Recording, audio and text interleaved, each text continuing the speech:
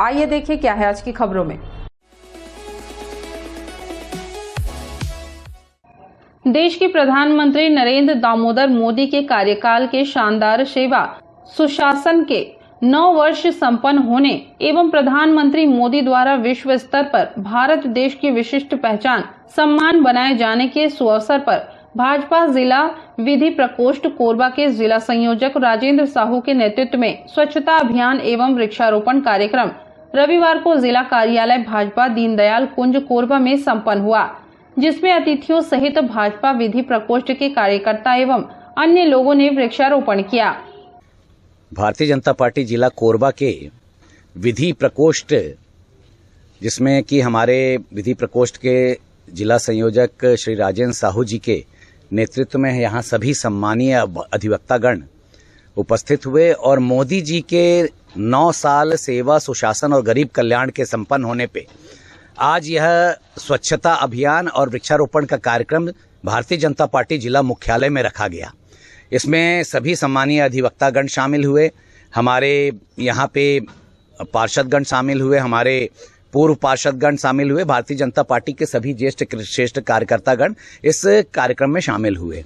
मोदी जी जो कि देश को या देश के लिए और गरीब जनता के लिए, गांव के लिए लगातार एक नई नई योजनाएं ला रहे हैं, जिसका लाभ हमारे पूरे गरीब भाई, हमारे गांव के जो निवासी हैं वो उठा रहे हैं। तो इन सभी चीज़ों को लेते हुए और भारत का परचम पूरे विश्व में लहराते हुए मोदी जी आज भारत को विश्व गुरु के कगार पे ले जाते हुए नजर आ रहे हैं।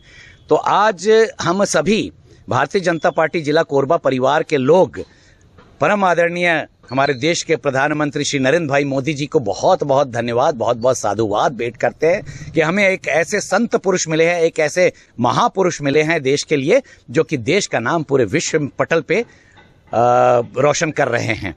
मैं अपने पूरे भारतीय जनता पार्टी परिवार की तरफ से जितने भी हमारे विधि प्रकोष्ठ के सम्मानीय अधिवक्तागण हैं उन्हें भी बहुत बहुत धन्यवाद देता हूं।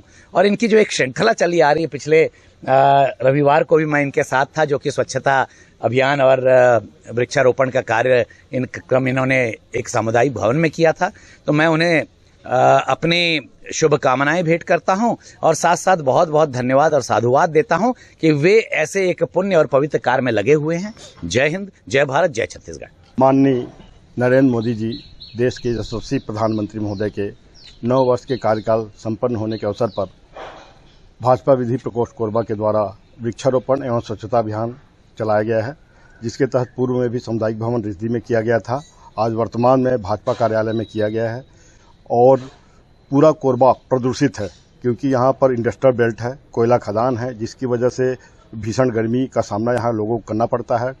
और इस सब चीज़ों को देखते हुए भाजपा विधि प्रकोष्ठ ने एक अभियान चलाया है कि जहाँ जहाँ पर जरूरत हो, जिस जगह पे पौधे सुरक्षित हों, उस जगह पे वृक्षारोपण भाजपा विधि प्रकोष्ठ कोरबा के द्वारा किया जा रहा है। माननीय नरेंद्र मोदी जी के द्वारा अपने 9 वर्ष के कार्यकाल में देश को विश्व स्तर पर ख्याति दिलाई गई। राष्ट्रीय स्तर पर अनेकों आम जनता के हित में कार्य किए गए, ऐसे ऐसे कार्य किए गए जिससे जनता का भला हो। उन्होंने डिजिटल इंडिया का कार्यक्रम चलाया, जिसके तहत आज लेन देन में लोगों को सुविधाएं हो रही है। शौचालय का निर्माण कराए, घरों घर शौचालय हो गया है। ट्रेन चलाई है, स्पेशल ट्रेन चलाई है, जिससे लोगों को आवागमन की सुविधा प्राप्त हो रही है। और ऐसे ऐसे कार्य किए गए जिससे आम जनता को आज गर्व होता है कि हमारे पास ऐसे प्रधानमंत्री है जो आम जनता के हित को सोचते हैं। भाजपा कार्यालय में सभी प्रकार के फलदार वृक्ष के पौधे रोपण किए गए हैं और हमारे यशस्वी प्रधानमंत्री श्री नरेंद्र मोदी के 9 वर्ष के कार्यकाल पूर्ण होने पर इसी उपलक्ष्य में आज भारतीय जनता पार्टी जिला भाजपा कार्यालय में हमारे विधि प्रकोष्ठ के सभी पदाधिकारियों के द्वारा वृक्षारोपण का कार्यक्रम किया गया है, वृक्षारोपण लगाया गया है। लोगों को और क्या मैसेज देना चाहेंगे, इस तरह से पौधे लगाने पर क्या उससे लाभ मिलेगा? देखिए, आज पर्यावरण का जो प्रदूषण है वृक्षों की कटाई की वजह से हो रहा है। यदि हम वृक्षारोपण नहीं करते हैं, वृक्ष नहीं लगाते हैं, तो वृक्ष समाप्त हो जाएंगे। वृक्ष लगा करके पर्यावरण को बचाया जा सकता है और सब आने वाले पीढ़ी को भी वृक्ष लगाना चाहिए। हमारे पूर्वज भी वृक्ष लगाए थे, इसलिए आज घना काला जंगल जो कोरबा कहलाता था पहले, वह आज इस प्लांट के वजह के आने से, इस ACCL के आने से, खदान खुलने से वृक्षों की कटाई हो रही है। तो ऐसी स्थिति में हमको वृक्षारोपण करना होगा और वृक्षारोपण लगाने से भविष्य में पर्यावरण को बचाना होगा। नमस्ते कोरबा न्यूज के लिए संतोष अग्रवाल के साथ रामकुमार यादव की रिपोर्ट।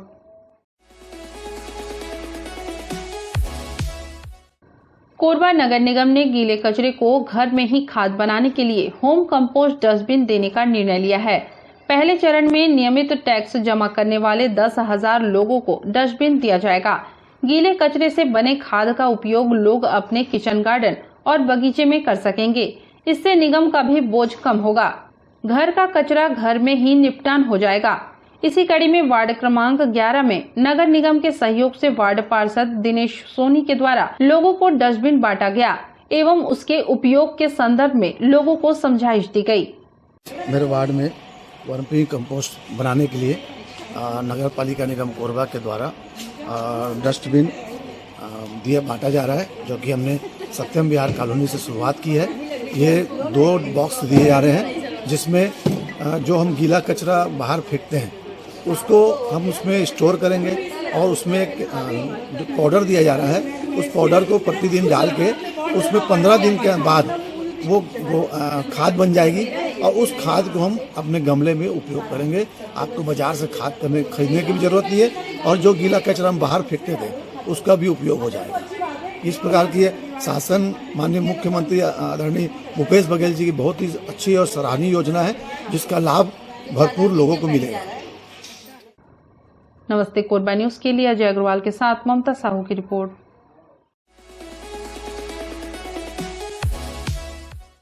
जिले के अनुविभागीय क्षेत्र कटघोरा व पाली में स्थित आर्यन कोल बेनिफिकेशन प्राइवेट लिमिटेड का पावर प्लांट और कोल वासरी संचालित है। रायगढ़ जिले के घरघोड़ा क्षेत्र में ग्राम टेंडा नवापारा में स्थित TRN energy private limited power plant संचालित है। इनके संस्थापक व अन्य लोगों द्वारा बड़ी मात्रा में आदिवासियों की जमीनों को सस्ते दामों में खरीदकर उसमें यह पावर प्लांट व वॉशरी संचालित किया जा रहा है। जिनके नाम से जमीन खरीदी की गई है उनके भी दस्तावेज फर्जी व कूट रचित हैं। ऐसे कुल 23 लोगों के नामों को चिन्हांकित कर छत्तीसगढ़ सरकार के पास शिकायत किया जा चुका है।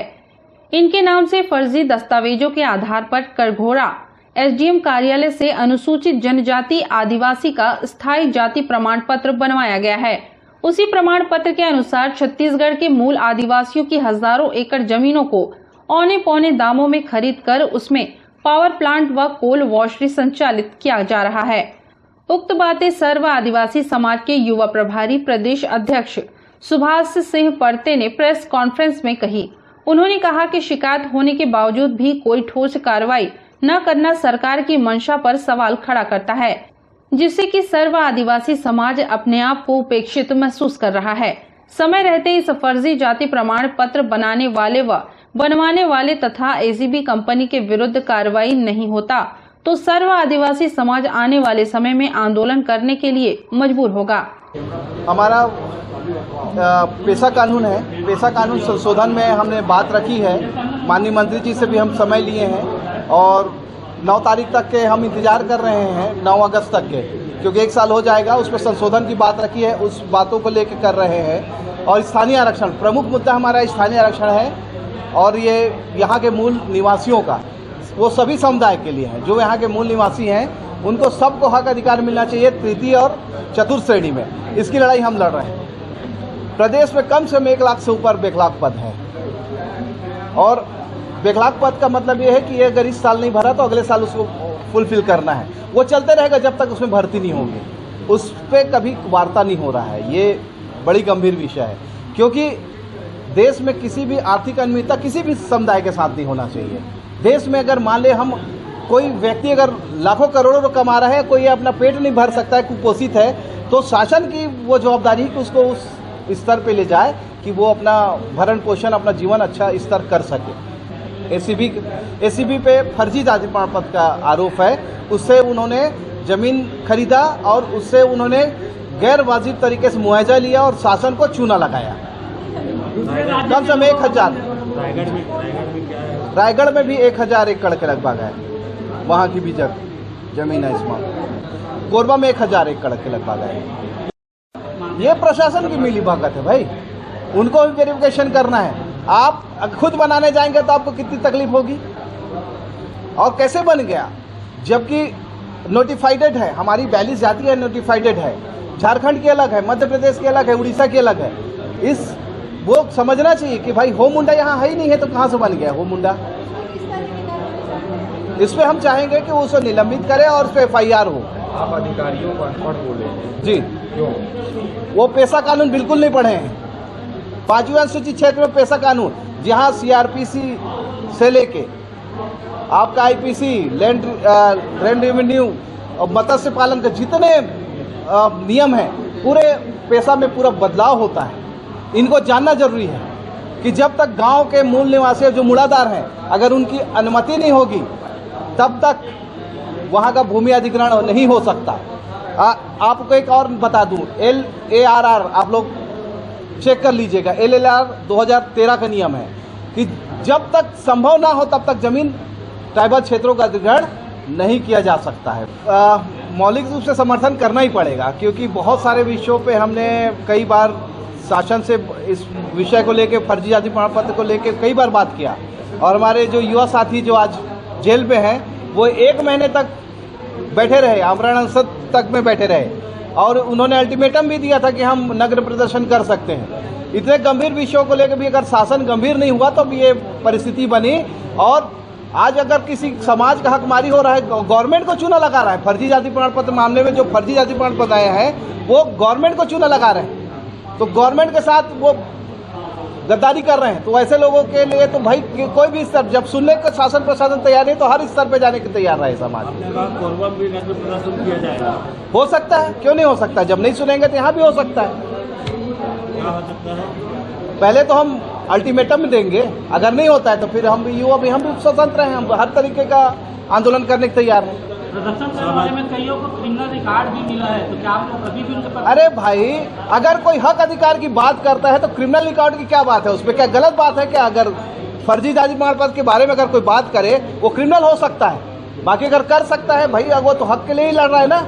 आपको ऐसा नहीं लगता कि इस तरह की हरकत करके सामाजिक शुचिता को नष्ट किया गया है? भाई शासन को सुनना चाहिए। देखिए, अगर इतने पार्ट टू पार्ट जाने के बाद भी अगर शासन नहीं सुनता है तो क्या करेंगे आप बताइए? भाई कुछ तो ऐसा करना पड़ेगा। नमस्ते कोरबा न्यूज के लिए अजय अग्रवाल के साथ राम कुमार यादव की रिपोर्ट। बुलेटिन में अब वक्त है एक छोटे से ब्रेक का, मिलते हैं ब्रेक के बाद। हमें जानकारी मिली है कि कुछ लोग नमस्ते कोरबा समाचार में खबर चलाने के नाम से पैसों की उगाही कर रहे हैं। आप सभी से अनुरोध है कि खबर चलाने के नाम से अगर कोई आपसे पैसों की मांग करता है तो आप अपने संबंधित थाना क्षेत्र में उस व्यक्ति की शिकायत करें। इसके साथ ही आप हमसे नीचे दिए गए नंबरों पर संपर्क करें। हम निष्पक्ष पत्रकारिता करते हैं, हम अपने कार्य को व्यवसाय की श्रेणी में नहीं रखते। संपर्क करें 7000314479 9827107490।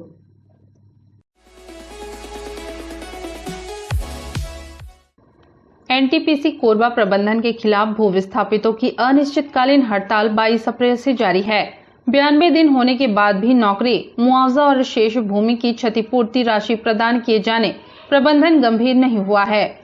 प्रभावित भू विस्थापितों ने मांग पूरा नहीं होने पर अब परिवार के साथ संयंत्र गेट पर तालाबंदी कर उग्र आंदोलन का निर्णय लिया है। 24 जुलाई को एनटीपीसी के गेट पर ताला लगाकर उग्र आंदोलन का विरोध प्रदर्शन करेंगे। एनटीपीसी कोरबा प्रबंधन के द्वारा ग्राम चारपारा के लोगों को नौकरी मांगने पर गुमराह किया जाता है और रिक्तियान नहीं कहा जाता है। ग्राम चारपारा के भू विस्थापितों का एनटीपीसी प्रबंधन शोषण कर रहा है। उक्त बातें टीपी नगर स्थित होटल में आयोजित प्रेस वार्ता के दौरान पीड़ित भू विस्थापितों ने कही। उन्होंने कहा कि जब तक उनकी मांगे पूरी नहीं होती हैं, तब तक उग्र आंदोलन जारी रहेगा।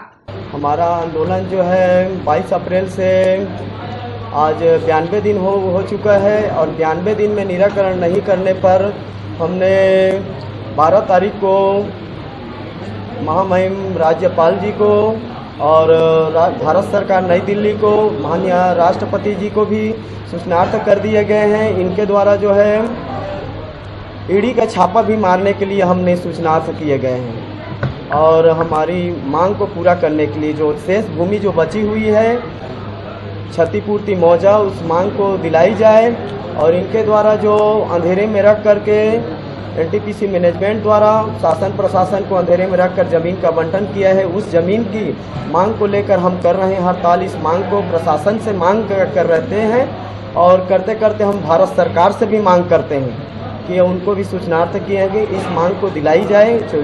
जो ग्राम चारपारा के भूस्थापित जो पीड़ित है 44 वर्ष हो चुके मुआवजा और नौकरी के लिए, इनके एवज में आम सूचना तैयार किया गया था 1979 और 1981 में बिलासपुर कलेक्टर के द्वारा, 1987 में बिलासपुर कलेक्टर के द्वारा। उस आम सूचना में लिखा गया है कि जैसे जैसे प्लांट का विस्तार बढ़ता जाएगा योग्यता अनुसार से प्रत्येक परिवार को रोजगार प्रदान किया जाएगा। और आज हम भूस्थापितों को शोषण किया जा रहा है और अन्य राज्य के लोगों को, सिपत के लोगों को नौकरी के ट्रेनिंग के नाम पे नौकरी पे रख रहे हैं और अभी तक हमारे ग्राम चारपारा के भूस्थापितों को रिक्तियाँ नहीं है कहा जाता है। तो ये कौन सी इनकी जो है रणनीति है जो ऐसी करते हैं? दूसरे राज्य के लिए नौकरी है और हमारे भूस्थापितों के लिए, हमारे ग्राम चारपारा के लिए नौकरी नहीं है कह के बोलते हैं एनटीपीसी प्रबंधन द्वारा। और इसी मांग को लेकर के हम अनिश्चितकालीन हड़ताल पर बैठे हैं। जो बचे हुए ज़मीन और उसकी क्षतिपूर्ति को मांग को लेकर के हमारा जो है 24 तारीख को गेट जाम तालाबंदी की सूचना भी दे चुके हैं और हम 24 तारीख को हम पहुंचेंगे गेट जाम के लिए। और इन पार्टियों के द्वारा जो है समर्थन दिया गया है भारतीय कम्युनिस्ट पार्टी पवन कुमार वर्मा जी और उनके पदाधिकारी दुबे जी हैं और किसान सभा के प्रधान जी भी हैं, कामगार यूनियन के जो महासचिव गुरुमूर्ति जी भी हैं, छत्तीसगढ़िया पार्टी के जो है मदन लाल चंद्रा जी भी हैं जो अध्यक्ष हैं, उनके द्वारा भी है किया जाएगा ये आंदोलन जो है। नमस्ते कोरबा न्यूज के लिए संतोष अग्रवाल के साथ रामकुमार यादव की रिपोर्ट।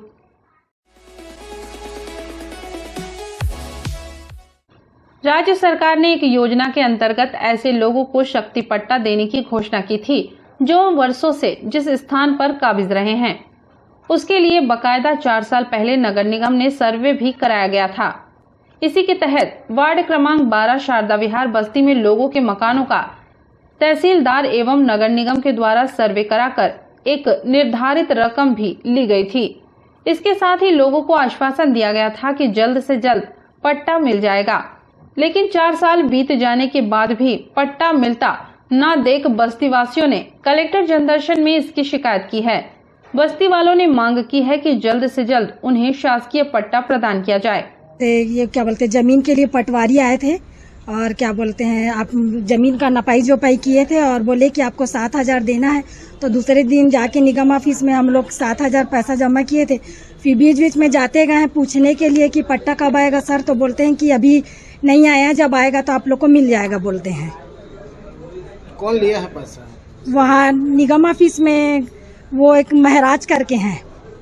पहचानते हो आप लोग? हाँ पहचानते हैं। कहाँ बैठते हो? वो इन क्या बोलते हैं निगम ऑफिस में शुरू में बैठते हैं, शुरू टेबल में। कितने लोग दिए होंगे ऐसा पैसा? पूरा बस्ती वाले दिए हैं? पूरे लोग का तो नहीं मालूम, लेकिन अधिकतर लोग दे दिए हैं। क्या जमीन के हिसाब से पैसा लिया है? जी जमीन के हिसाब से नपाई किए ना, उस हिसाब से हमारा बना 7,000 और हमारे पड़ोसी का भी 7,000 बना। बहुत लोग का 7 है, किसी का 9,000 है, किसी का 8,000 है, ऐसे करके सबका बना है 12-15 तक ऐसे बना है। तो अभी तक उस क्या मुलाकात होता है अधिकारी को? हाँ अभी बीच में और गए थे मैं मेरे हस्बैंड, तो वहाँ पे हम लोग पूछे तो बोलते हैं कि क्या बोलते हैं अभी आया नहीं है, जब आएगा तो आपको मिल जाएगा बोले। तो बहुत समय हो गया। 2019 में मतलब हम लोग से पैसा लिया गया, पट्टा बन गया है करके, लेकिन अभी तक 4-4, 5-5 साल हो रहा है अभी तक के कुछ इसका। आज आप कहाँ हैं? हम लोग आज कलेक्टर ऑफिस आए ये पट्टा के लिए, कलेक्टर साहब से बात करने के लिए।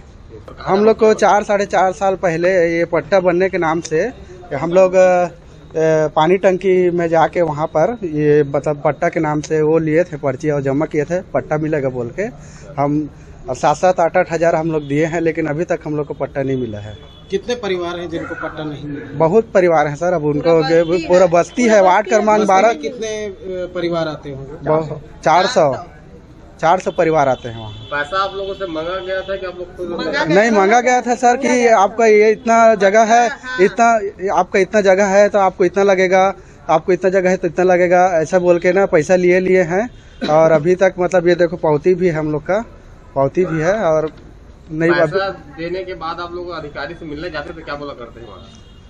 हम लोग को बस दिलासा देते हैं कि आएगा, वहाँ से नहीं आया है, पट्टा बन गया है, लेकिन अभी बटा नहीं है, बटेगा बोल के बस दिलासा देते हैं, लेकिन अभी तक नहीं बटा है। हम लोग यही कलेक्टर ऑफिस आए हैं, उसी का आवेदन देना कि हमारा ये जो लिए हैं हम लोग का पट्टा दिलवा दे बोल के। नमस्ते कोरबा न्यूज के लिए संतोष अग्रवाल के साथ रामकुमार यादव की रिपोर्ट।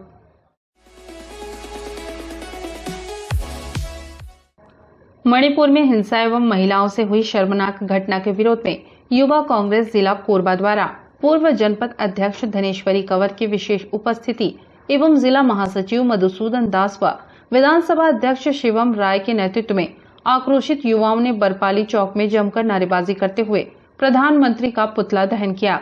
इस अवसर पर युवा कांग्रेस महासचिव मधुसूदन दास ने कहा कि केंद्र की मोदी सरकार पूरी तरह से मणिपुर के हालात को काबू करने में नाकाम साबित हो रहा है।